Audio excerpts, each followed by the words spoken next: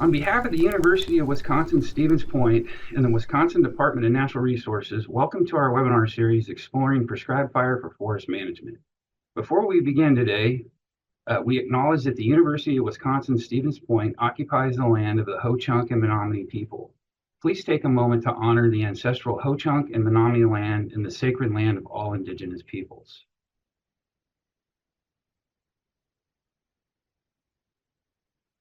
My name is Mike Tiller, and I'll be the moderator for today's webinar. So just a quick note on my background.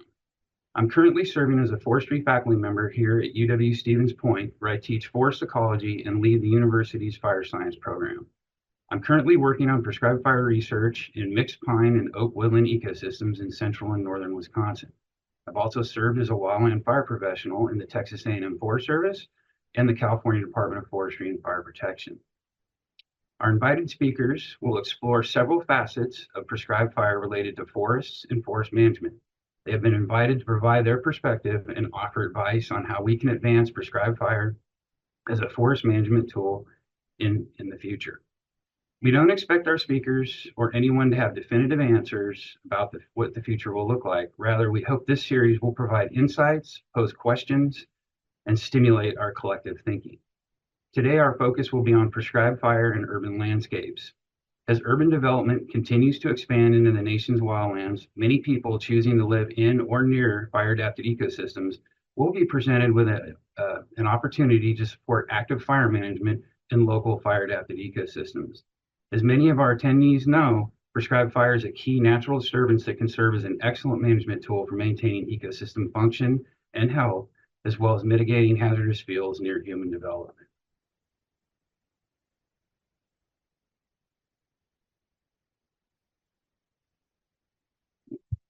Before I introduce our guest, we have a few housekeeping items to review. Session recordings, additional resources, evaluation links, and information about continuing education will all be available through the portal. As a reminder, you only need to register once for the entire series. So if you're joining us here today, you do not need to register again. We will do our best to ensure the recordings are posted within 2 weeks of today's session. To receive continuing education, you must register through UWSP and you must complete the Microsoft form provided to you during the session. The link will be posted periodically throughout the day in the chat feature. If you are watching our recorded session, you will need to record your attendance using a different link that will be provided in the portal. If you have any questions, please email wfc@uwsp.edu.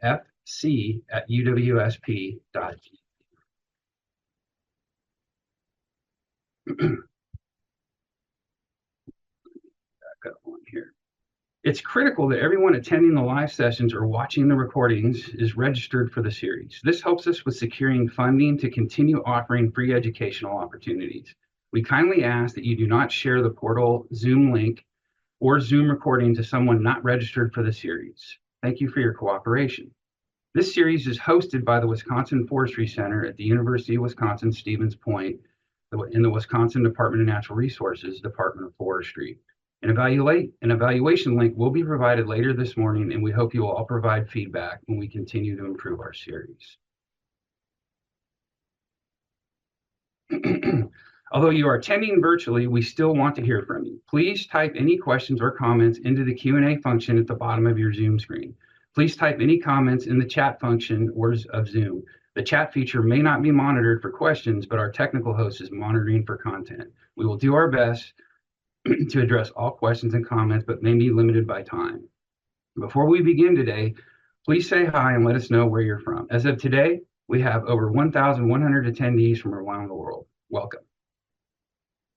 And last but not least, we sincerely appreciate our sponsors for making this opportunity free for all attendees. Today, we will highlight our Series Platinum sponsor, National Wild Turkey Federation, and our Series Gold sponsors, the Ruffed Grouse Society, American Woodcock Society, and the Nature Conservancy. So without further delay, I would like to introduce our presenters. Our first presenter is Steve Miller. Steve is a Regional Director for Fire and Aviation Management for the U.S. Forest Service Eastern Region. He also serves as the Vice President for the International Association of Wildland Fire. Our second presenter is John McCabe. John is the Director of Forest Resource Management for the Forest Preserves of Cook County. He also serves as the president for the Illinois Prescribed Fire Council. And our third presenter is Brian Schaffler. Brian currently serves as the Regional Fuels Program Manager for the U.S. Forest Service Eastern Region. Before I turn it over to Steve, I'd like everyone to know that we'll be taking questions at the end of our last presentation. So with that, I'll turn it over to Steve. Thanks, Mike. And good morning, everybody. I consider myself a prescribed fire evangelist, so it's always good to be able to share stories about prescribed fire that hopefully encourages others. So here in the opening slide, we've got prescribed fire burning in their backyards and having them say thank you. And just to sort of set the stage, I'm going to show you some pictures of Great Outdoors later. And this is burning there, and the gentleman in Nomex is a guy named Duff Swan, and that's his parents on the right. So not only was he burning in the neighborhood's backyards, he was burning in the back of his parents' backyard. So I thought that was an especially brave thing to do, because if it goes wrong, Thanksgiving dinner will be entirely different. A little bit of background. I, like Mike, have spent time with the Texas A&M Forest Service. That's where I learned about fire and was first introduced to it. But I earned my bachelor's degree at the University of Wisconsin, Stevens Point. And then I went back and earned my master's in ecological restoration from the University of Florida while I was working there. Spent 5 years with what was then the Florida Division of Forestry, but now the Florida Forest Service. Led the land management program for the St. Johns River Water Management District for 26 years. For the past 6 years, I've been working for the U.S. Forest Service, as Mike described. And I've got a foot in sort of each camp of fire. I'm qualified as an operations section chief and an incident commander on suppression side. And I've worked that for the Florida Red Team and now for the Eastern Area team that supports our region.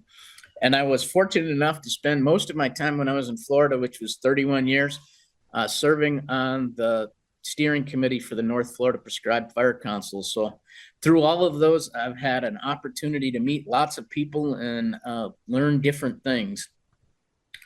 Just a little bit about where I work now. The Northeast 20 states plus Washington, D.C.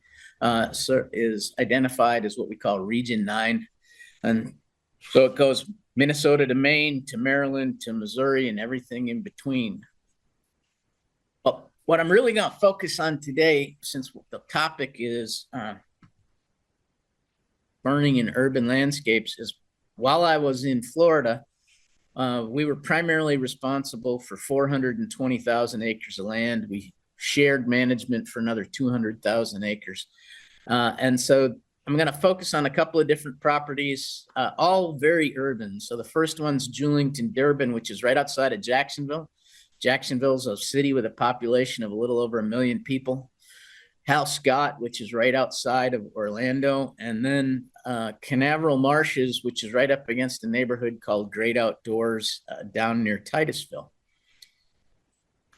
I will say one of the things I have found critically important to success when we were building the program at St. Johns River Water Management District, and realized it was when I got there, there was no fire program. We had 2 drip torches, and we built it over time. And part of that's our ability to tell the story of what do we need to do. So when you look at this slide, that yellow polygon represents the fire demand of the acres for which we were stewards. And the reason it got bigger over time is we were still buying land. So there was more land to get managed. And then the blue bars show our success of how many acres we prescribed burned. And the red bars show how many acres burned in wildfire that year. And I want you to pay attention to 1998. That was a huge year for wildfires in Florida. And we changed many things. One of them was an increased emphasis on prescribed fire, and another was an increased emphasis on telling the story of why fire is important ecologically and from a wildfire reduction standpoint. But I used the data in this slide often to explain what was important, whether I'm explaining it to the leadership at the agency or to the public. And so I cannot stress enough that you sort of keep track of your fire story and you be ready with your elevator speech when you have that opportunity.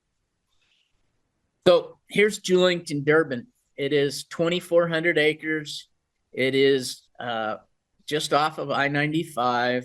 It has the condo communities all along the east side, which is called the community called Bartram Park. It's got schools and retirement villages down here on the southwest corner. And it doesn't have an airport, but Baptist Hospital, where I have the Red Cross, does have a helipad for their trauma unit. So other than that, it's got about all the smoke management challenges you can imagine. And yet right down the middle here where you sort of see this tannish color, that's sandhill. There's 900 acres of sandhill and it's ecologically critical. It represents, the remaining sandhill represents about 3% of the total of what it once was. So maintaining it where we can is critical, and it's extremely fire dependent. So this kind of zooming in, we now can see what it's like to be burning right out the picture windows of all of those condos. And they have lovely little screened porches right next to it, so they can, we are what they see when they look out their window. And here's a sandhill of what it's supposed to look like. And people call it a longleaf sandhill. And the longleaf is important, but the biological diversity is down here in the ground cover. There's like 300 species of plants and animals that are found down at the ground cover layer. And when it's grassy like this, that's because it's being burned on about a 2-year return interval. This is just to indicate, yep, we really do have fire right next to the condos. And this demonstrates, this is where it's well maintained. And there's a bunch of listed species that are here: gopher tortoises, Sherman's fox squirrels, Bartram zixia. Bartram zixia is a plant, so plants and animals. This is what it looks like when it's been well maintained. And on the left side of the image, this is only missed, it's 4 years post burn, so 2 fire cycles. And that's how quickly it changes. So you just need to stay on top of it in order to maintain it. Switching gears, and I'm going to talk about how we do this and some of the important tools, but I want to set the stage for sort of what's possible. So down here, we have Hal Scott. It's right outside of Orlando. In fact, the Orlando International Airport's just off the screen. It is primarily flatwoods, but it has red-cockaded woodpeckers. In fact, it has 16 colonies of red-cockaded woodpeckers, which were endangered and now are threatened. And we were participating in the recovery plan, which means we need to make sure this is a priority. And again, they're a 2-year fire return interval kind of species. And I'm going to focus on 2 communities. Wedgefield is just to the east, and in that 98 fire season, they were threatened by wildfires that were coming at them from the east. And so they had a sensitivity, if you will, towards wildfires. And then I want you to pay attention to Avalon Park, and I'm going to point this little area right here becomes important when we get to the next, when we get to the how we do this near the end. So here's red-cockaded woodpecker feeding its baby. They live in live longleaf pine trees primarily, and they chip at the resin around it to keep the outside sticky, because one of their predators are snakes. And if it's sticky on the outside, the snakes don't get in there. But they're extremely fire dependent. Again, 2-year return interval. Here's Wedgefield, and because of their experience with those fires in 1998, they chose to become a Firewise community. I believe they were the first Firewise community in Florida. They did that in 2001, which means they have a commitment to work with the state fire partners, which now is the Florida Division of Florida Forest Service. And us as neighbors, because we were using prescribed fire. And so there's a really great opportunity to have information exchange with their community. You saw how built up it was. And so typically when we're burning here, we need to do it quickly, because we need to be burning about 4,500 acres each year. So we're going to use aerial ignition, and we bring aerial ignition right up to the backs of the community there in Wedgefield. Another shot of it. And you can see we've got equipment along the fire line. So they're used to seeing our folks out there. This one's kind of even more interesting because this is a retirement community. This is a community called Great Outdoors. And this is Canaveral Marshes. It's 6,000 acres, primarily fuel model 3 marsh grass, except where you get up against the neighborhood. And there it is pine flatwoods. And if it goes on burn long enough, it becomes a fuel model 4, which typically burns pretty aggressively. And in 2006, this community had a wildfire come at them from the northeast over in here. And so they too made the effort to become FireWise in 2007 as a result of that experience. But this was a retirement community. It began with people who had come down with really big motorhomes, but want like some fixed living space for laundry and living room and that kind of thing. So they would back their motorhome in and then attach everything and spend their winters there. They're typically from someplace else that doesn't have the same kind of fire ecology as Florida. This is the fuel model for overgrowth in the flatwoods. You can see plenty of ladder fuels and aerial fuels. So it can go from 0 to crown fire pretty quickly. And we wanted to work with them to reduce that risk and hazard, especially since we had fuel model 3 marsh grass just to the east of it. So in a retirement community that has its own golf course and its own closed circuit TV system, we're going to be burning right up against some of those houses. And so when we're going out there, one of the things we do is we put it on the closed circuit TV system to let them know. And all of a sudden people start canceling their scheduled golf tee times.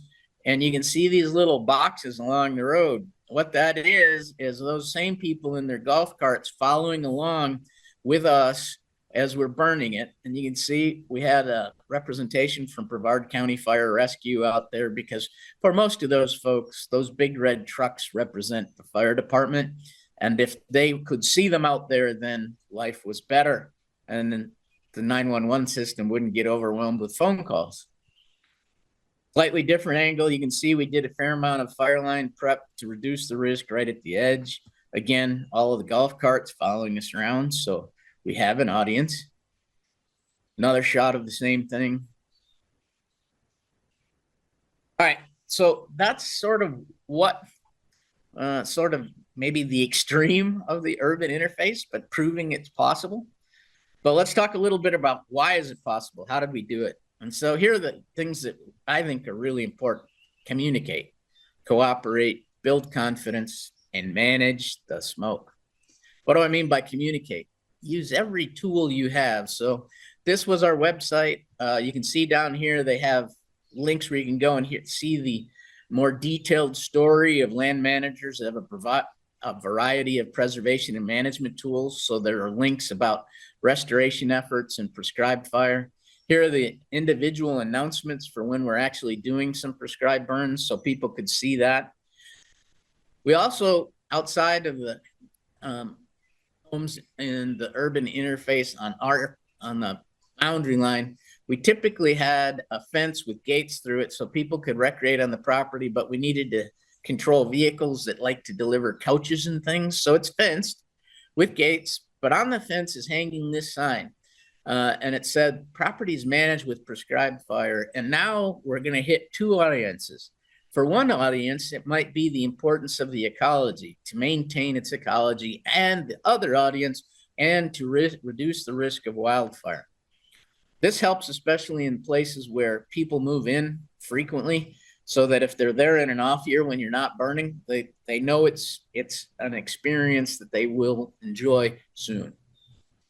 When they come into the property through the public access, there's a big kiosk out there that tells the fire story, the importance for restoration. This is part of that communicate.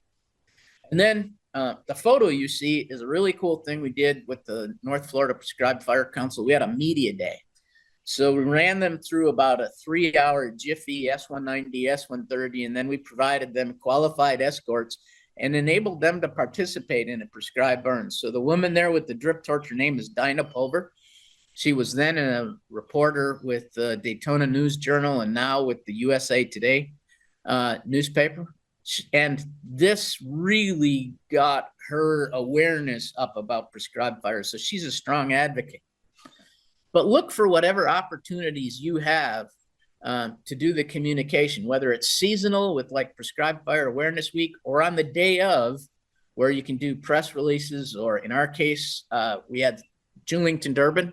We worked with the Homeowners Association and they established phone trees. So each little neighbor nook of the condo community would have one person that we would call, and then they would call their neighbors. And that worked pretty well. Or in the case of Great Outdoors, we used their own closed circuit TV to announce St. Johns River Water Management District today will be burning a prescribed burn, and the times and the contacts and all that kind of stuff. Cooperate. That's with our neighboring fire managers, whether they be the municipal fire departments or with our neighbors when they became Firewise community. We would spend staff days. They would have their Firewise fair on Saturdays. We'd send staff out so that they could have dialogue about why it's important and have pictures of how things look when it's done well and the plants and animals that benefit from it. And then build confidence. I showed you, and you can see it here, when we're burning at Great Outdoors, the people who live there don't recognize our Type 6 engines or our ATVs with water as fire suppression equipment. They recognize the big red truck. Now, the big red truck's probably not going to do anything all day other than be out there and give people that sense of confidence. But it also helps to have the fire department there that can help tell the story. We also give them confidence by when we're burning in the urban interface, we staff up a little more and we're going to have a little more equipment so that when somebody looks out their window, they don't see a fire out there by itself. They see a fire with a fire manager in that same snapshot kind of thing. And then really important is let's do this in a way that we minimize the impact so we don't compromise on smoke management, whether that's dispersion or ventilation or wind speed and direction. Now, what's evidence of success? I saw this February the 5th of 2018, apparently on Facebook in Avalon, that community northwest of Hal Scott. They saw a fire and nobody called it in. Nobody, now we've never night burned there before. And it's not a place that's really a night burn candidate. But they saw the fire and they were so used to prescribed fire that it burned 120 acres overnight before it ran into some creeks and the rain finished putting it out without any concern. Now, that's sort of an extreme case of what's possible. Going back to Julington Durban, you can see that this zone is burned more frequently than this one. And that's important because of this next slide. So here's our burn boss talking to one of the neighbors, and he's outside of that zone that only got burned 4 times. And so here's a zoom in of the conversation. He's not complaining that we're burning. He's not complaining the smoke. He's trying to understand why the zone behind his house has more shrubs and fewer wildflowers than the zone behind his buddy's house that's getting burned more often. And so they have an understanding, and he's actually encouraging us to burn it more often so he can get that same, what I call movie of ecological change, where you get the wildflowers early on, and then it progresses to the wiregrass and toothache grass later in the season. And he wants to see his movie as often as his neighbors do. So that's just sort of a hint of challenging places, tools to get there, and what's possible if you use those tools. And at this point, I am finished, and we'll turn it over to John.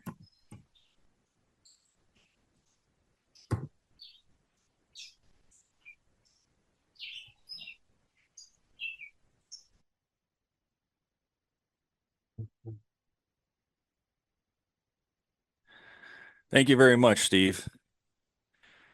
Looks good, John. Thank you. Hi, I'm John McCabe. As I was introduced, the Director of Resource Management, also President of the Illinois Prescribed Fire Council. A little bit more about my background. I went to Michigan Tech up in the UP in Upper Michigan. Didn't really get into fire there.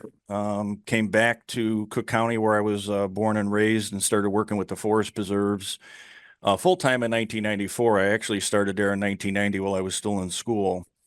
And got into the fire business as part of that being here at Cook County. So generally went to the school of hard knocks as far as my learning was concerned. So just to put things in perspective, I see we got folks from all over the country on here today. Let you know where we're located. So the state of Illinois, everyone knows that, of course, located at the county that the city of Chicago is within, here at the corner of Lake Michigan. Some of you might not know, but we are the second most populated county in the United States, probably soon to be overtaken by Houston, which I saw somebody from Houston on here. But for now, we still hold that mantle. We manage 69,000, almost 70,000 acres. We're going to break 70,000 acres this year with some of the land purchases we have on the docket. So we're really excited about that. We make up 11% of the land mass within the county, and we have 60 million visitors a year. So this is what it looks like. Our properties there in green, as you could see, mostly outside the city. We have about 4,000 acres within the city. Those long lines you see up in the north and northeast is along, river corridors where we were able to protect those properties. Down in the southwest portion of the county is our, what we call our nature, our national park, our Palos Preserve. That's about 12,000 acres of a giant block of property there that's been able to be saved. And today, I'm going to cover sort of communication piece, internal, external, a little bit about operations and how we run our program. I want to start with a little bit of history here, though. Again, I said I started back in the 1990s. We didn't have that program. Like Steve mentioned, I don't even know if we had 2 drip torches at that time. And our program really didn't start to take off until around 2010, 2011.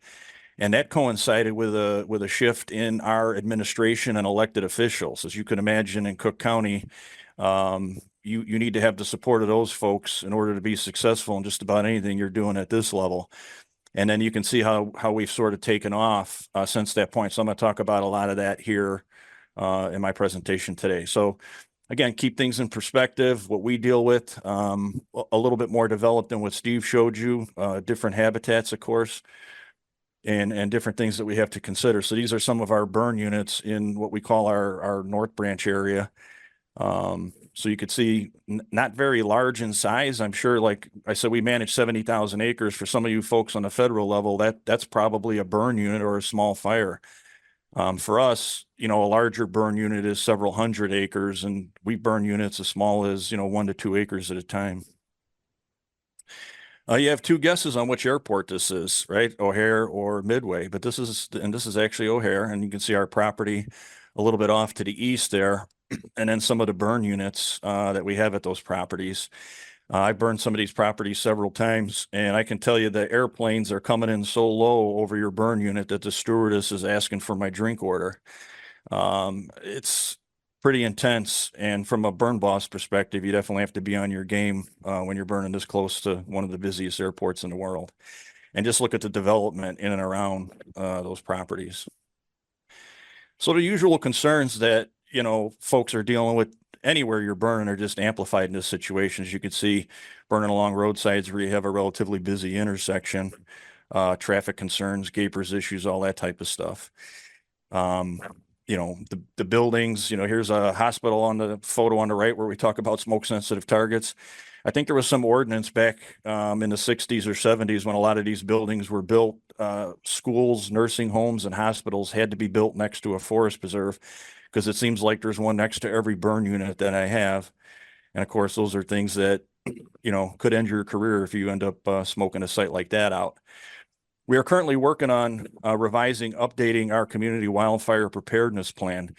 And when we ran the numbers, the NIFRS data on what our wildland urban interface is, not surprisingly, that percentage, which was small to begin with, went down even more because there was more land developed since we did the initial CWPP back in 2013.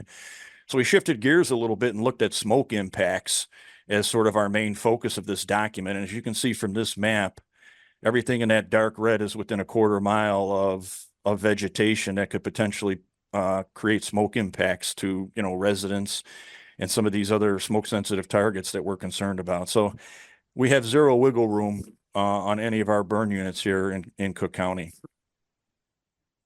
Again, thinking about this from the perspective of, how you're conducting burns, not only just all the planning that goes into it, but once you get out on the ground, thinking about ignition techniques and how you're managing that. Because really, the key thing for us isn't so much like fire escape, it's just that smoke management. Our properties are so heavily fragmented that in almost any case, you're either running into a road or some situation like that. Even the few properties where we have what we call owl holdings, you have nicely mown lawns around those properties. And you certainly are not dealing with the fuels that Steve had to deal with in the Florida situation. Very strict mop-up procedures for us, sometimes almost 100% mop-ups where we cannot leave anything smoking or smoldering on site. And, for us, a grassland situation, my staff is really excited about because we get out there, generally you burn those areas and you leave. And the only thing smoking or smoldering out there are the piles of deer poop. Our woodland situations, though, are a whole nother animal. You have these heavy fuels like this, down dead trees or standing dead trees, especially with what we dealt with recently with emerald ash borer moving through the area. That hit us pretty hard starting in 2010, 2011. So we have now a lot of those trees that are falling over that are creating situations for us on the mop-up side, along with sudden oak death issues. And so heavy lift for us. This is what our operation looks like. We have 6 in-house crews and then anywhere from 6 to 8 contractor crews that we're deploying on any given burn day. And our burn windows here in Cook County are very small in the spring and the fall, so we have to take advantage of getting out as much as possible. So we really push the envelope with, is it a marginal day versus a really good day? We can't wait for only really good days or we would not get much done around here. And this program, I generally title Organized Chaos because this is sort of what it looks like. And those of you who are in the burn business know you have this sort of chaoticness in the morning or even in the planning process, but it all needs to come together, right? Once you get out there. And that's sort of what this is talking about and how we manage that. So from a staffing perspective, we have a really strong team. We're hiring folks now. That was one of the ways we've been able to turn things around here and build this program. As you know, you have to hire people who really want to do this work. And that wasn't always the case here at the Forest Preserve of Cook County. We suffered from patronage hiring where people were hired into our department that just were here because somebody, pushed them this way to get a job versus hiring people that really want to do the work. So that's been a huge help for us in turning this program around, hiring people who want to do the work and are really professional. We also add additional resources in. We have our Conservation Corps where we do job training. So this is sort of our feeder program into our full-time staff or into contractors that are working for us. So we hire folks. This also is helping us with, diversifying our employees and staff that's working, again, for us and contractors and the conservation field in general. So a huge asset for us. And then another big component is our Stevens Point team, our alternative spring break program that we've had in place now for about 10 years. This is allowing us to help mentor that next generation. Quick snapshot here. And as I tell people, I encourage you to engage with your local universities. Just do not engage with Stevens Point because I have dibs on them. They're coming out with us. And I know they have other opportunities, so don't just come out with us. But we've developed a great relationship, and it's great to have them come out and burn with us for spring break. Again, in this situation here, this is how we keep track of, what's going on with our staff internally. So even though we have our 6 full-time crews and they have a set work schedule, people take time off. So this helps us with people plugging in what they're doing on any given day during burn season, so that window, anytime we think we're going to burn, people are plugging in what's happening. Our Conservation Corps as well. Another key component and additional resource that we have is our volunteers. So in this particular photo, here's 2 full-time staffers, me in the middle as the burn boss, and the rest of the folks there are volunteers. And we wouldn't have been able to burn this particular unit that day if we didn't have this volunteer support. This also goes back to something I'm going to talk about a little bit later, and Steve even mentioned, but is building that advocacy, building that community of support that you want. These folks are generally out there as part of our ecological stewardship program, working on this land and taking care of it all year round. Then they come out and burn. They really feel like they have some buy-in at that point. Really goes a long way. But then they're also an advocate for your burn program with the general public, friends and family. We also have a very robust volunteer program where we allow volunteers to utilize chainsaws, cut brush. We do group work days. And throughout all this process, we are indoctrinating these folks with the Forest Preserve mantra of, ecological restoration, taking care of the natural area to continue to get that message out. Even on fire on a small scale. So this is a photo here is a volunteer work day. These folks are advocates. We want these folks to understand that elevator pitch, to be able to give 30 seconds, 1 minute to a passerby and explain what we're doing and why we do it and why it's important. That's led to a lot of buy-in from the general public as well. So it's not just us. It's not the government telling them. It's here's a volunteer, a friend of theirs, maybe a neighbor that's passing along this information. How do we communicate with folks, the volunteers and all of our partners, and even internally? Day of burn is we send out a MailChimp email notification to everybody. And so that calls out where we're burning internally from our 6 crews, and then we notify where the contractor crews. So the volunteers can then email our point of contact for each one of our burns. Now, to be clear, our volunteers have to go through basic fire training. They don't just come out on the fire line with us. So they have to complete a fire training that we require of our staff and contractors, and then they can come out on the fire line with us. So this is how we track and keep track of them. They just respond back to the burn boss or point of contact for a particular fire in their area, and then they can come out and burn with us. And that's very helpful. So from the contractor side, a little bit of a learning curve with those folks. A lot of the contractors that work for us now have been working for us for a number of years, and they fall under a big umbrella contract we have. So they're working for us year round doing ecological restoration, all phases of it. So they're out spraying now here in the growing season all over these properties, and then they're burning in the spring and fall. So in some cases, these contractors have built relationships with these properties too, where they know them as intimately as we do. And that's huge. When you bring on a new contractor, you have a little bit of a learning curve. But we're in a really good spot now where most of the contractors working for us really understand how to burn on our property versus an HOA or some other private client that they might be working for. The big red truck, this is a key thing for us in Cook County. We have 125 to 128 different municipalities and partners that we have to deal with. When I go to a public meeting or a community meeting where I'm talking about our fire program, if there's any sort of contention, it goes a long way if somebody from the leadership of that local fire department is at that meeting with me, at that public community meeting with me, and says, we support what the Forest Preserve is doing. They know what they're doing. That means a lot more than me saying it, right? They recognize that big red truck, the fire chief, battalion chief, as the judge and jury, even though here in Cook County, there's a handful across all of these fire departments, a handful of people that have any wildland fire training. I have forgotten more than these folks know about wildland fire.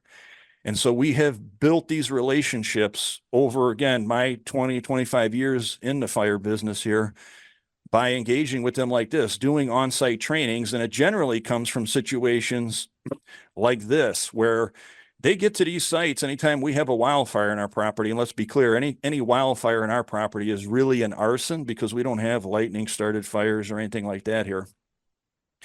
And fire departments respond. And to their credit, I mean, they're trained, right? Structural firefighters surround and drown. They want to get out. They want to attack the biggest part of the fire, which of course is the head fire, and the last place that any of us would go.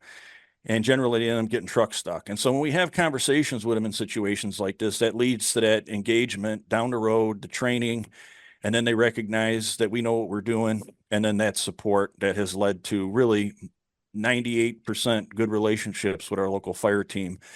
And in a case, this is what we want. This is a fire where we were burning a marsh, putting up a lot of smoke. They're still getting a lot of calls. They got to come out. But this is what we want, standing there watching the show instead of getting truck stuck. Just an aerial shot of what that might look like. This is our prioritization list. We have 777 burn units. And people ask, well, how do you decide where you're going to go? Working with our ecology and wildlife team, we create this hit list. So we have 5 regional ecologists. So we create 5 number 1 priorities, number 2, 3, 4, all the way down the list, crunch all that together, sort that out before we start fire season in the fall and the spring. And then we just work off that list. I happen to be blessed with an employee he has a sickness for spreadsheets, and he manages our overall, how we track things during fire season on this Troy Showerman spreadsheet here. And you have to keep track, right? What's done? What do we do? Where we got to go now? What's the top priority? All that kind of stuff. Personally, I like this visual. We also put this into a KMZ, and then it's uploaded into Google Earth. So every day at the end of the burn, you have to send in your map. What did you complete? Our GIS person update that by 10 o'clock at night sometimes. Those of you who are out burning know some of those burn days are long. And then I like this because I can fly around. I'm more visual, and I can see what's not burned and what units I still have available based on whatever the wind direction is that following day. Notifications, right? You're burning in situations like this where you have next door neighbors, definitely have to let them know what you're doing. Permits, we have to jump through all the hoops that people do everywhere else. IEPA, Cook County Department of Environment, and some local municipalities ask us to get permits. So we certainly do that as well. Again, we want to maintain good relationships and be good neighbors with those folks. Cook County Emergency Management, Regional Security is another friend of ours. We utilize them as they have a blast email that goes out to all the municipalities for emergency and alert situations. So we use them as well. This fire forecast, this is again, an internal and communication with our volunteers. This is work, doing these communications like this, but it has paid off. And keeping our partners, our advocates, the rest of our internal staff that may not be involved in fire, keeping them in the loop has really gone a long way with building confidence in our program. And online alerts, our website is key now in our notification. And so we created this interactive map where we actually drop this little fire icon on there, and it allows the general public, if they're going out someplace or bike ride on one of our trails, whatever, they can know exactly where we're burning on a given day and either avoid that area, or if they want to come out and see what's going on, they can do that. Obviously, regular notifications that we have to do for each burn unit. So again, on any given day, we could be burning anywhere from like 15 to 20 different units. That's 15 to 20 different sets of specific calls that have to be made. And then very important, of course, to document that. Signage, the big red truck, we don't want the big red truck out there. If the big red truck's out at one of our fires, that means there's a problem. We burn with the idea that every burn could be our last. As much success as we had with our program, we know that if we have some sort of escape situation that creates any kind of a serious incident, it could shut down our burn program. So signage is a key thing too for us, letting people know besides pre-burn season notifications. And while generally at the Forest Preserve, we want to keep signage to a minimum because we want people to enjoy nature and see the natural area, we have to really put signage up. I always tell my staff, we want to make it look like Las Vegas out there because I don't want anybody saying they didn't know what was going on. And continuing with, again, off-season stuff is having signage out there that's telling people what you're doing. Again, creating that buy-in, giving them opportunities to be able to see what's going on.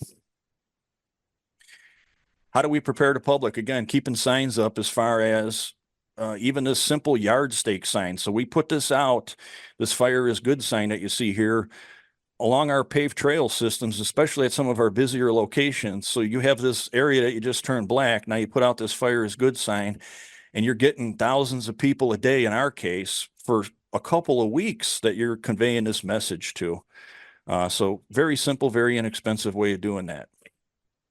Talk about fire. This is something, again, when I started back in the 90s, we didn't do. We were afraid of talking to the public about fire. Now we're done a 180. We are doing it all the time. Some of the ways I already just talked about, but also getting out in front of people. So This is something I was able to do with Jay Shefsky from WTTW, our local PBS station. Never in my career, in my 30 years, did I think we would be doing a Chicago Night expose on our burn program, where he embedded in our program. And then this was on the air for, it's a 3 or 4 minute shot only, but again, just incredible, a great resource to be able to get out. This was just last weekend at one of our special events. We have 6 nature centers. We do a lot of special events, engage thousands of people from the public. We call this our prescribed burn touch-a-truck. So we're indoctrinating these little kids. We're getting polluting their minds at a young age. We're getting them out with the fire equipment, letting them shoot this little setup we made, and talking to the parents at the same time, that are going to then be advocates for our program down the road. Show results. Steve mentioned this too, right? You got to tell people why you're doing this and why it makes a difference. This aerial shot here is a little more on the technical side, but it resonates with the general public, where you show, hey, areas that we burn green up a lot faster than areas that we haven't burned. It gives the native vegetation a jump start on the invasives we're trying to get rid of. And then watch this. Here, I'm waving my magic wand here, doing my Harry Potter imitation. So we clear the brush out, native vegetation comes in, and then we keep applying fire. This was a huge thing for us with the success of our referendum, which I'm going to talk about here at the very end. But you show this photo to the general public when I'm doing these community meetings, and you say, which do you like better, the photo here on the left or the one on the right? And to a person, the one on the right. And we say, okay, we need to continue with fire then if you support this. I got to show it to you one more time. It's so cool. Those of you in the field know that that's probably a 5-year process. This is a higher quality site. We remove the brush, native vegetation comes back in, keep applying fire, and you have that awesome view there. Engage with the public on the fire line. This is something that I tell our staff. We do this basic training. If a member of the public comes up with you, even with all the signage we have, they still ask that question, what are you doing, right? If you give them the old Forest Preserve salute, the shoulder shrug, and you say, I don't know, that certainly isn't going to establish any confidence in your program. So you have to have that 30 to 40-second elevator pitch down. Let them know what you're doing and why you're doing it. Will make a huge difference. Challenges, again, a lot of things we deal with. This picture here is just a quick snapshot. You have this huge condo complex that was built right next to this property, the Holocaust Museum off to the right. When I started working here, neither one of those buildings were there. This site was hard to burn before that, and now you build these 2 buildings here in the last 20 years, and you've made my job even harder. Reports. Again, the results piece, right? Telling people what you're doing. So we put together fire reports from our fall and spring season. We're documenting our successes in there, and then we share that, again, with all of our partners, advocates, and others in this field. This internal coordination I showed you earlier, right? So I talked about that organized chaos and what ends up happening really because of our training, because of our experience now. When all is said and done, this is what it really looks like when we're operating things. Very organized, very well-oiled machine. And if we weren't, you all probably would have known about me already, because I would have been on the 5 o'clock news here because I shut down some major expressway. Again, quick shout out to the Illinois Prescribed Fire Council, great organization that I'm happy to be president of and a part of now for the last several years. And again, understanding when you're burning in this county, all of those things that we just talked about, that I just talked about, have to be successful when you're burning a unit like this. Putting up smoke like that in this county, we have to know, we have to be 100% sure where that's going to go. Proof of concept, I mentioned the referendum. November 22, this is something that we had been trying to do since that administration change back in 2010, 2011, was increase the amount of dollars we're getting from property tax in Cook County. We tried back in 2015 when we celebrated our 100-year anniversary. We tried again in 2018. We decided not to do it. We pulled the trigger in November 2022, and we were successful. 69% of the voters in Cook County, one of the highest political and tax counties in the United States, supported to increase their own taxes to support the forest preserves of Cook County. Not just because of the burn program. I feel like that was a key part, though, but because of all the other things we were doing as well. But that is huge for us as far as proof of concept is concerned. So thank you very much. At this point, I will turn it over to our next presenter. All right. Thank you, John. Brian?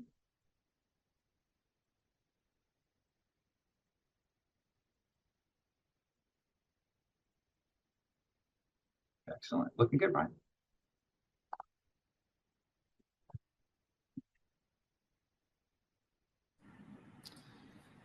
Sorry about that. Let me get this back up and running. How are we looking, Mike?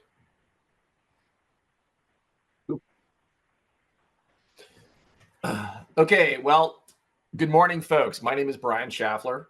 As the introduction said, I am the Region 9 Forest Service Fuels Program Manager. So I'm sitting here in lovely Milwaukee, and Steve Miller kind of showed where Region 9 is, goes from Minnesota down to Missouri, all the way to the East Coast up to the Northeast.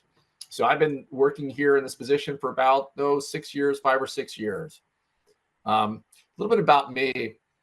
I got started back in fire in 1989, of all places, in Pittsburgh, Pennsylvania. And I realized that I would love the outdoors, so I went out west. I decided, hey, I'm going to be a firefighter out west. I love hiking. I love everything about the outdoors. I love the West mountains, et cetera, and I want to be a wildland firefighter. And so that's what I did. And I grew up, I got my chops being this Western suppression-oriented person. You know, hotshot crews, engines, the whole 9 yards. My whole life was about doing push-ups and running and fighting fire. And then I found out during the off season, we have this whole larger area in the Southeast that does prescribed burning. I said, well, I'll look for a winter job. So I tried my luck, and I finally got a job working the off season in all places, Mississippi. And this was transformative for me. This is where I found myself. I had the spiritual awakening. I found prescribed fire. And I was so impressed with what I saw and how prescribed fire was being implemented in the Southeast that I really realized this is something that I need to devote my life to. I was so impressed with the level of prescribed burning, the scale of it, and also the proximity where it was. Proximity that there was so much burning going on in close proximity to the urban interface, and so much proximity to critical infrastructures, all of the way of life. Fire was intergrained. It was part of the ecosystem, the urban interface ecosystem. You couldn't avoid it. And I was also so impressed with all of the objectives, all of the results of what we were trying to do. In this example here, there were multiple objectives for doing a prescribed burn. Whether it was creating new habitat, trying to convert some level of fuel, or try to convert an ecosystem into what it was historically, like you see there up on the red. We were doing a prescribed burn here, and ultimately trying to create a wet pine savanna. At the same time, prescribed burns were conducted to reduce wildfire risk. There were so many objectives and so many reasons why to be putting fire down on the ground, and in particular in these areas where the urban interface was. And it left me with a real mark. And I wanted to throw out, when you go back to review this, feel free to, I wanted to throw this out. Feel free, if you are developing a program, if you're part of a program, if you want to have a conversation about prescribed burning, and in particular urban interface, or anything that I've explained here or gone over, please reach out and you can connect me with my email. I really enjoyed Steve and John's presentation. I thought, no matter where you are in your career in fire, in prescribed fire, if you can replay what they provided to you to talk about all of the challenges that they face with their two unique programs and all of those things that you could do for keys to success, I think you could be in a great spot. They provided a great recipe as to how to manage unique prescribed fire programs within the urban interface. I'm going to divert just a little bit. And a lot of what we're going to be talking about are things that I've experienced that have sort of shaped me as a prescribed burn boss, as a manager, as a wildland firefighter, and also sort of as a person. We know that prescribed fire is inherently risky. We're putting fire down on the ground on purpose. When we're doing this in an urban interface environment, we have taken that inherently risky activity to the next level. It is exponentially higher in complexity. It's exponentially higher in potentially poor outcomes. And so there could be significant consequences if not planned, if not implemented correctly. The other thing too is that it just takes one small thing, one single point failure that can lead to a cascade of incidents within incidents or issues that occur on a prescribed burn. Just one small thing.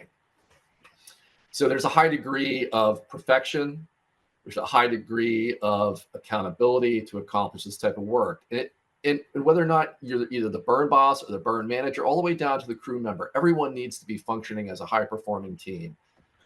And in many cases, as a burn boss or a burn manager, you may feel like you're this person hanging from your fingertips from a parachute from a risk standpoint. So I want to explore some of this with you. A silent poll question. You don't need to put in chat, but silent poll question. You can answer among yourself. How many of you are burn bosses? How many of you are burn bosses trainees? And if so, where have you experienced in your career doing prescribed fire, or people that you work with, or your organization? Have you been in a situation where you've had an escape prescribed burn? Have you been in a situation where you've had a fire not go as planned, jump out and burn up a side of a house, or an outburning, or worse? Have you experienced this? Have your folks, has your organization, how do you feel about you yourself, the people you work with, the organization or agency you work with? How do you feel about their readiness, your readiness to respond if something like this were to occur? So, second, silent poll questions. Raise your hands if you've ever been on an escape prescribed burn. You know, if you have, you know sort of what that feels like through that experience.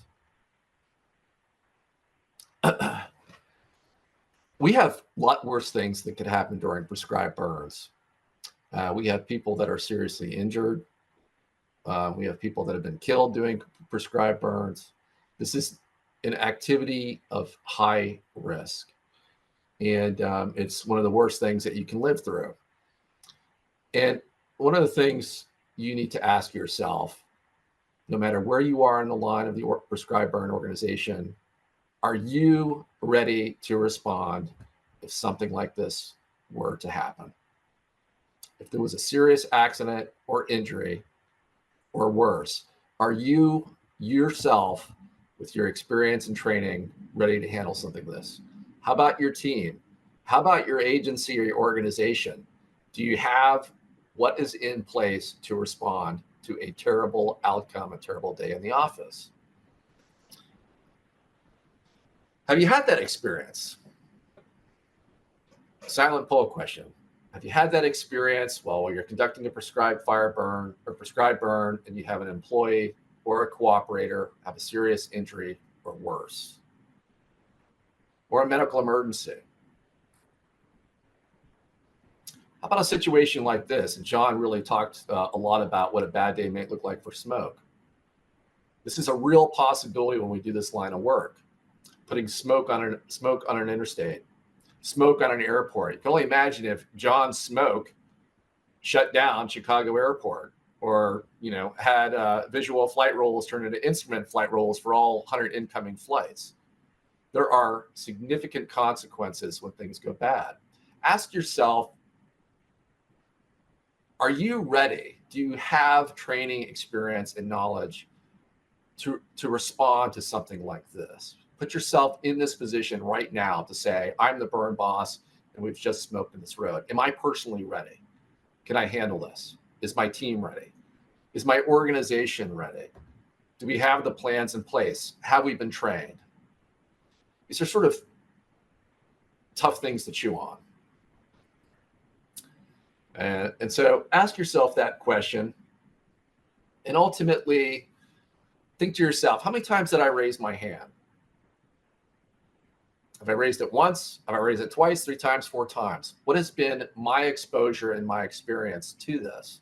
And then you're probably scratching your head. Well, why, if I've experienced this 4 times, why do I get a green light? And there's reasons for this. And I want to provide some really important type of examples or some thought process behind primed recognition primed decision making. When you go through these type of events that can occur during a prescribed burn, that can occur during a high complexity urban interface event. First of all, sadly, I hope that no one has raised their hand more than once. But sadly, if you did, studies have shown that you are much more capable of handling an emergency when it does occur. And that's called recognition primed decision making. You have seen something, you have lived through some very challenging, hard, tough times. And so if you had an experience similar to what you saw during a prescribed fire event, and you had it again, more than likely you're going to be much more capable of responding. You know that. You have this mental slide. You've seen it before. You're more capable in your decision making, your timing. Hopefully you learn from that. And that is a hard type of situation to learn. You don't want this to occur. We go our entire careers hoping something like this never occurs. Matter of fact, it's a wager in many cases. We sort of bet that this will not occur to us. And that has some challenges. True story. Friend at work, we all chipped in and got him a birthday present. We got him a tandem birthday skydive. And he was so excited. It just so happens that his instructor the night before calls, and he was really, really worried. He's talking to the instructor, and his instructor said, listen, I have done over 4,000 skydives, 4,000 tandem skydives, where you're actually connected to somebody. I've been doing skydiving for over 40 years. This person has been around, part of a world record holding team. And he felt so much better. He felt so much better that this person, if there was an emergency, they're going to be able to handle things. The day of the burn, no joke, show up, we come to watch, and the instructor does not show up. They're sick, so he has to jump with another instructor. Just so happens, the person he was supposed to be jumping with, Holly Goodfield, real person, by the way, did have over 4,700 skydives, tandem. She had numerous malfunctions over her course of career. She understood emergency. She was experienced. If there was a problem, she knew how to handle it. She's been there before. Just so happens that he got another skydive tandem instructor, a new person who only had 17 tandem jumps and had never experienced a malfunction or anything like that as a tandem instructor. He had a very, very scary time getting dressed, suited up, getting on that airplane, and thinking about what's going to happen if there is an emergency. What if there isn't a parachute malfunction? How would this person deal with it over the other person? Experience really matters in prescribed fire. Experience dealing with emergencies, dealing with incidents. It's real and it happens, and we have to be ready for that. And experience oftentimes is the best way of getting us through that to make a course correction or to manage when the next thing occurs. I wanted to fast forward to a different time in my career in South Carolina, where I was a forest FMO over a very large prescribed fire program. And this graph shows on the left-hand side in blue the amount of on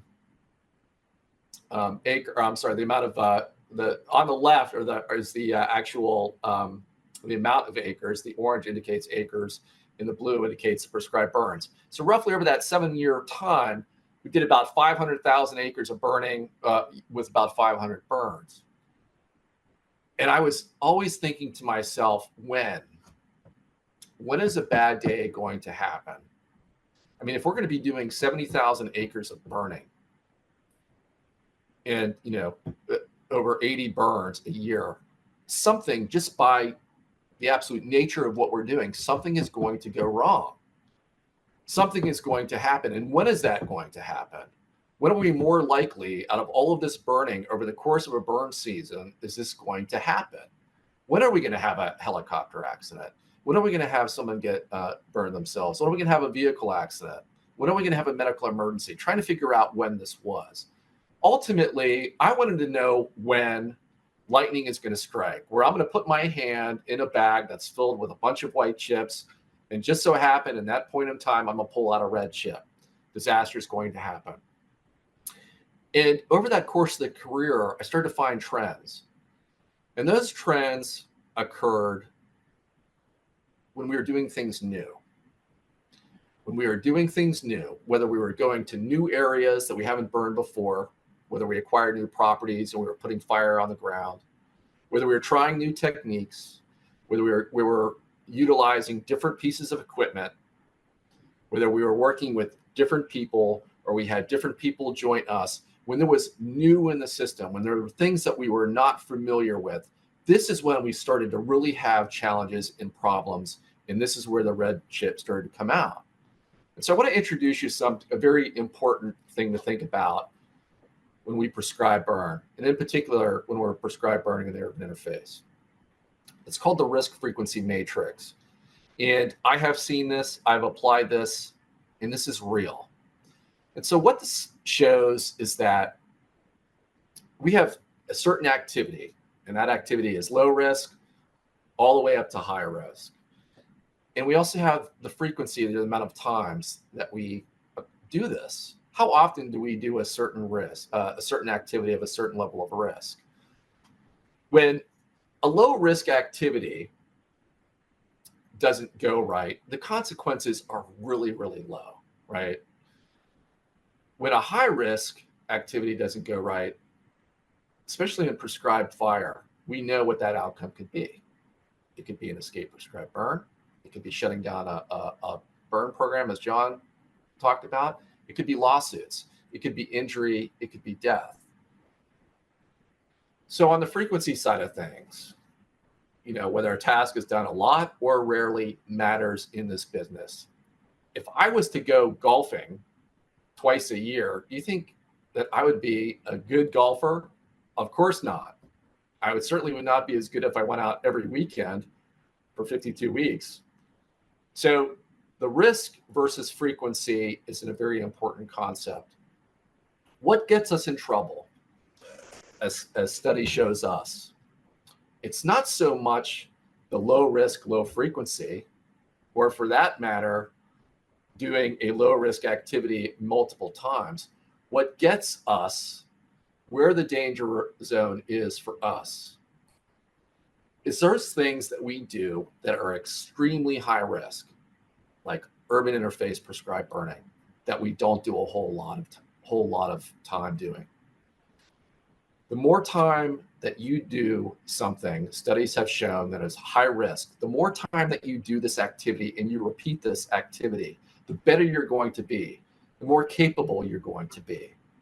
So you can only imagine if you are doing prescribed burning and you have an incident within an incident, if you have a bad day at the office, your level of experience, if you haven't experienced this before, your level of how you respond and react is certainly going to be challenged. You can only imagine, if we had a Western hotshot crew who are the absolute, incredible at fighting large fires in difficult terrain. They're great at it. They do it all the time. It's super high risk. They have high performance. They have low injury rates. However, just imagine if that hotshot crew was asked to go fight a structure fire in a large building, in a high-rise structure fire in downtown Chicago. A high risk, low frequency, there's going to be some serious consequences. There's going to be serious risk with serious consequences. And so this danger zone that we're in, we really rely on a few things, and that's our response time. And there's really two types of high risk, low frequency. There's the time, number one, the time to think it through, if we have that time. And there's also no time to think it through. And in many cases for us in prescribed fire, especially prescribed fire in the urban interface, once something goes wrong, it goes really wrong. And we're left with number two. no time to think it through. So this really presents us with challenges in operating this environment. And really the only way without experiencing these things beforehand, to get these mental slides of how to react during an escape prescribed fire, how to react when I get smoke on a road, how do I react when I have a medical emergency, etc. Without having that experience of living through that, the only thing that you can do is to train, is to slow down, train, and focus yourself and your energies on becoming a better prescribed burn practitioner by training for these events. You need to train like you mean it. You need to have a dedicated, ongoing, and deliberate training regimen. Not only you as an individual, no matter what you are for your qualification, but also maybe the group that you manage, the team that you work with. Without experiencing a bad day or an incident within an incident, serious injury, fatality, smoke incident, you name it, training is really the only way to increase and potentially significantly increase your recognition, prime decision making. You train when the day comes for something like this, you will be ready. And so this is an important part of your prescribed fire work. It is part of your work of educating yourself and training. Train like you mean it. How many of you actually have gone out to the field and have replicated an in the field emergency where you actually have to package someone up, open up the sked litter that you bought 5 years ago that you never opened up or used? How many of you have actually gone through that exercise? If you haven't, you need to. You need to go and really focus back in on doing real world training to simulate when these bad things occur. How about helicopter use? How many of you use helicopters? Are you personally trained? Is your crew trained? Is your organization trained? Have you all gathered together to come up with a plan and to go forward and say, this helicopter has just crashed. Let's reenact this. What are we going to do? How do we turn the fuel switch off? What do we need to do to turn this helicopter, all the gears off, all the electricity, all the fuel switch, and get these people out safely? Have you gone through that exercise? Or have you envisioned it? What happens if we smoke in a road? How are we going to handle that? Have we trained for that experience? Have we gathered around and said, okay, we gathered around a sand table and said, this is our burn, and we let the things play out, and 5 minutes later we said, we've just smoked in this road, we got notification from the police, we now have a three-car motor vehicle accident. Are you trained? Have you done this? Do you feel comfortable with this? You have to train and go through these motions if you haven't experienced this before. It's really the only way to prepare yourself for it. We are trying to plug holes in the Swiss cheese. This is about hazard abatement. And so we talked about sort of the necessity to train and all of these things that can occur in a bad day in office. Let's talk really quickly about hazard abatement and how to avoid some of these things and the importance of that to ensure or lessen or reduce a bad day in the office. We're trying to plug holes in the Swiss cheese, so to speak. I think planning is critical for this. And we know if you don't plan properly, you better be prepared to fail. We know the importance of having proper burn plans. We know the importance that our burn plans must be compliant with whatever organization or agency requires. We know the importance of doing modeling of our fire behavior and fuels. We want to know what fire is going to do. Get a good understanding what fire is going to be doing under a variety of scenarios and weather. We want to know where we're going to have problems with this burn. We're going to know what our organization is. Do we have the organization to have a proper plan, a plan that has been scrutinized, that truly has not just been put together, that is understanding the full complexity of what you're doing is critical. having a proper plan. And without it, we know what can happen. How about smoke? You saw some really good examples of what happened with smoke. This is something that we can plan for. We can model smoke. We can understand how much smoke is going to be in the air. Who's going to be affected by this? If we're going to have a problem with smoke, we can also do modeling to figure out where we're going to have a problem, and we can make those abatement. We can mitigate some of that. We can put smoke ahead signs. We can train people. We can have those conversations about what we're going to do if we do have a smoke incident. How about equipment? I've been on numerous prescribed burns that have had bad days where we've lost prescribed burns based on faulty equipment, poor equipment maintenance, equipment not functioning properly, maybe people not knowing how to understand how to operate the equipment properly. These are all real world scenarios.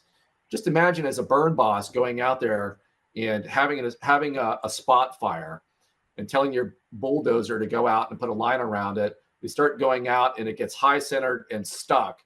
So they go to winch themselves out and the winch is broken. That happened to me.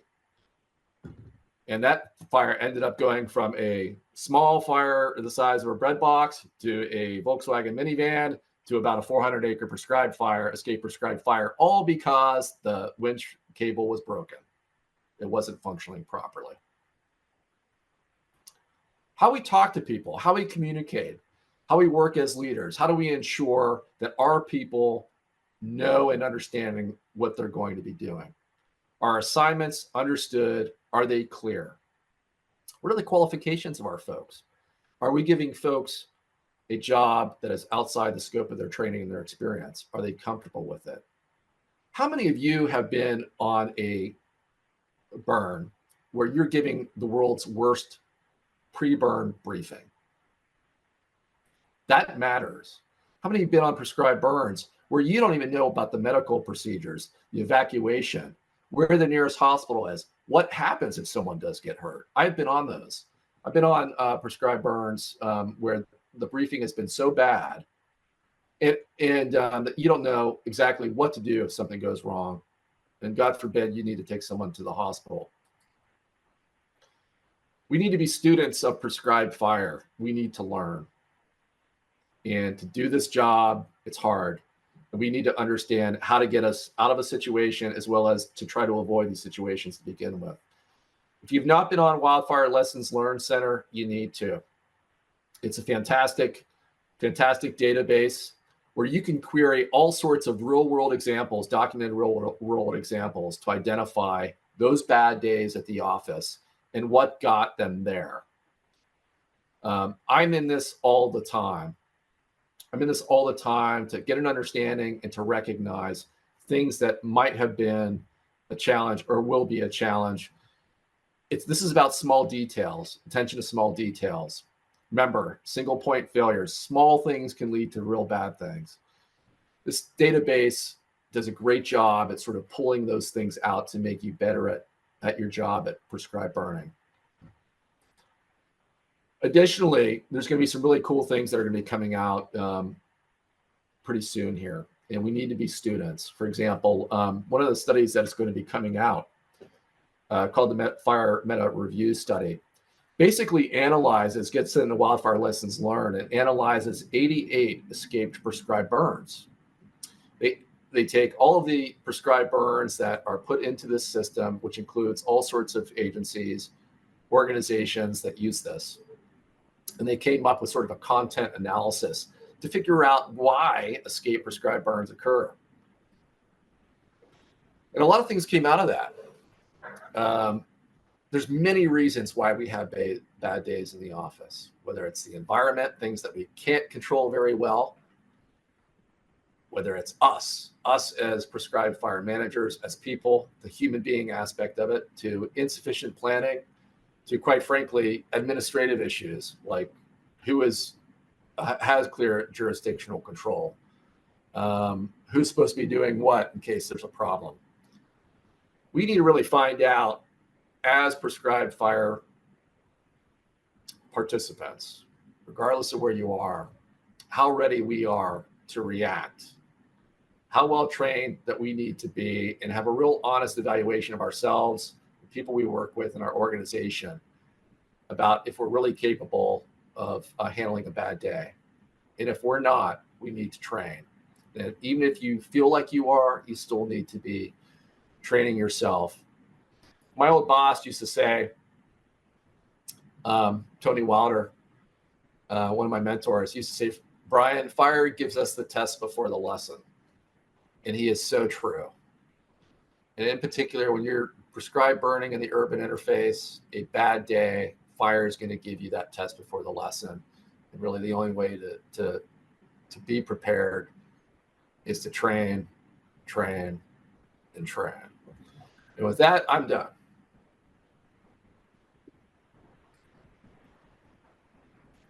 All right, excellent presentations. Thank you so much, presenters. And now we'll have about 9 minutes or 8 to 9 minutes to take some questions.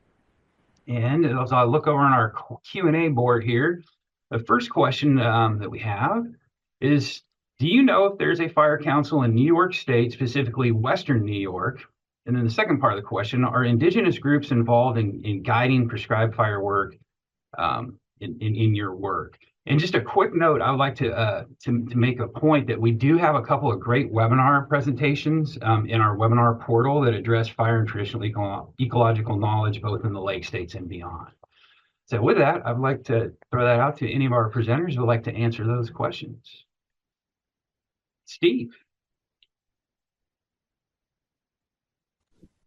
So, Mike, I posted in the chat the link to the National Coalition of Prescribed Fire Councils. It's one of the better resources for researching what's going on around the country with prescribed fire councils. Right now, they're not showing one in New York, but it also gives contacts for some of the councils nearby. So if somebody's trying to generate one, reaching out to the coalition is a good place to get started, or for reaching out to your neighbors. With regard to indigenous fire involvement at the Forest Service within our region, and Brian, help make sure I cover these.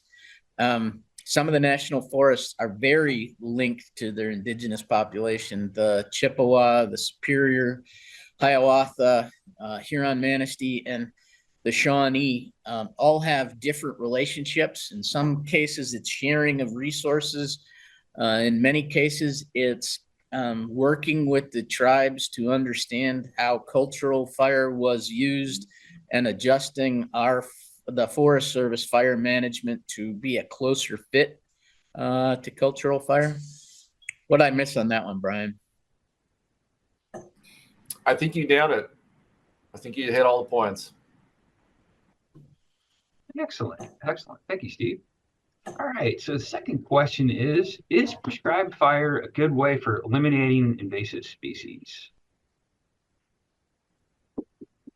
It is for us. This is John McCabe at the Forest Preserve of Cook County. But the key thing that I always tell people, especially when we're doing training with folks, is you have to have a plan on the follow-up side of things. It's not a magic tool. So sometimes fire actually creates more problems for you if you don't have that plan. Some of the native vegetation that we're dealing with could become invasive if you don't have a follow-up. Fire isn't necessarily, in some cases, it likes fire too. So yes, it is an absolute critically important tool for us to manage invasives, but you also have to have that follow-up plan. I wanted to piggyback on what John said. Yes, fire can be a very good thing for knocking down invasives, depending on what they are. You know, shade tolerant in some areas, invasives, prescribed fire does very well at the same time. In some cases, prescribed fire is a real detriment to some invasives. If not implemented at the proper time and the proper place, you can really create some problems. For example, in the Southeast, Kogon grass, kudzu. You know, out west, if not implemented properly, you might do a prescribed burn and bring in a whole new crop of cheatgrass. So I use a lot of variety of sources. We have science, the internet, fire effects information system. This is something that you really need to go out and get the information about. Okay. Excellent. Thank you. All right. So third question is, what concerns are there for carbon release with prescribed fire? I could just give a quick response from my end, and it's certainly not my area of expertise, but one thing for us is we're generally just burning 1 year's worth of growth in our situation. We're not burning anything that's, a 100-year-old tree or 200-year-old tree. And we're mopping up a lot of that stuff that's down and dead in most cases. So, I mean, it's a concern, obviously. We want to be aware of it, especially in this area. But for us, it's extremely minimal based on all of the research and what we've looked into. So building on John's answer, there's been some research to understand the carbon release versus the carbon storage that goes on from prescribed fires or wildfires. And in much of the research, depending on what fuel type you're working in, actually says there's more carbon storage post-prescribed fire. How can that possibly be? The ash and the charcoal that's created is bound up, becomes part of the soil complex, and is stored for some of the longest term storage is what the research is indicating. But again, depends on fuel types and what's going on and how much carbon gets stored as ash. Excellent. All right, thanks for that. All right, the next question is, can you briefly explain why the contributing factors to escape prescribed fires adds up to more than 100%? I didn't see that. But typically, yeah, I didn't see that. It could be off, but that was from the meta review. So there could be an error. I don't know what percentage there was. But the meta review that should be out on wildfire lessons learned. And there's also other documents regarding contributing factors on a variety of other things outside of escapes, mishaps, and accidents. In short, we know a lot of the reasons why we get into the problems that we're in: environmental, human factors, administrative, unclear things, as well as that. So, yeah, if it was 101, 102%, sorry, that could be just an error on my part. One other possible explanation, though, is there were more than one contributing factors, and so they checked more than one box in the outcome. All right, thank you. All right, here's an interesting one that we kind of battle with here at Stevens Point sometimes when we're doing prescribed burning is, how do you balance mop up and limiting smoke impacts with regard to consuming fuels and getting off the smoke heavy treadmill? I could speak. I'll jump in. For us, it's just an experience thing, really, and understanding. It's a day-to-day, site-by-site decision for us on what we're going to leave smoking and smoldering at a site. We are watching weather overnight. Can we leave stuff going on, or are we going to have, especially in the fall, are we going to have an inversion overnight? So that's something that we really have to focus on. What we've really started to get into over the last 5 years and are just now really starting to do is fuel reduction in the off season. So in the winter months, going to these sites where we have heavy down fuels because we're not burning up enough of the down debris, cutting, stacking, and burning then versus, during prescribed fire, because it creates so much work with us trying first not to get that started. And then if it does get started, having to put it out. And especially standing snags for us are a nightmare. I mean, while we have really good experienced chainsaw operators, anyone who deals with that knows cutting a live tree is dangerous, dead tree even more dangerous, dead tree on fire, now you're talking crazy, right? So those are the things that we really try to avoid from our perspective. So really experience, site by site, day-to-day decision. And I wanted to piggyback what John was saying about something there, and that is, how would you deal as a prescribed fire burn boss or burn manager or whatever, if you're doing a prescribed burn and folks around you, other organizations or agencies, whether private landowners, et cetera, are doing just as much burning, and you're creating this just airshed of smoke? What happens if you're mopping up and someone else is not mopping up? And this creates real challenges and problems. When I was in Mississippi, we would obviously be doing lots of prescribed burning. We would prescribe burn right next to Interstate 10. Just so happened, we received a phone call the next morning from law enforcement saying that our smoke killed 5 motorists on Interstate 10. We got the phone call saying that our prescribed fire smoke killed 5 motorists on Interstate 10. That was what's communicated to us. But it wasn't us. It was from a wildfire that wasn't properly mopped up. And that smoke drifted over Interstate 10 and just realized we were the biggest game in town. We had about a 400-acre prescribed fire. So everyone saw our smoke. We managed it. We understood where it was going to be going. And a wildfire probably about 2 miles away of about 20 acres was producing enough smoke of dead and down to put smoke on the interstate. But we were called for that. We were blamed for that. So that's something that we need to be really considerate of. Sometimes when the air conditions are so poor or bad and we have big plans and we find out that all sorts of other people are burning and that's going to create some real smoke issues, we may not burn. So that's something to think about. One other thing I want to point out on that concept of do you mop up or do you let it burn? There's actually sort of a third alternative that you can take, which is boneyarding. If you know you're going to have a bunch of lingering fuels and you have the ability to move them so that they become little campfires, then they can consume at a higher efficiency, less smoldering, more flaming combustion, and then you don't have to mop them up next time. And so remember the third alternative if it fits your given situation. Excellent.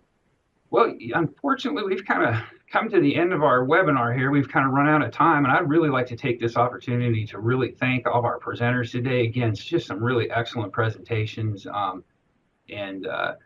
do have a couple more questions left in the Q&A, and we'll do our best to try to address those after we sign off. We can email and get your email and try to get those questions answered. So with this, let me give our little parting slide here.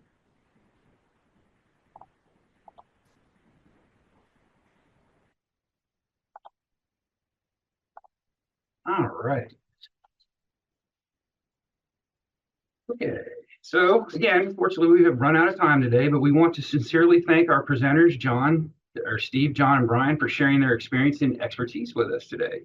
Please take a moment to evaluate today's session so we can improve the series.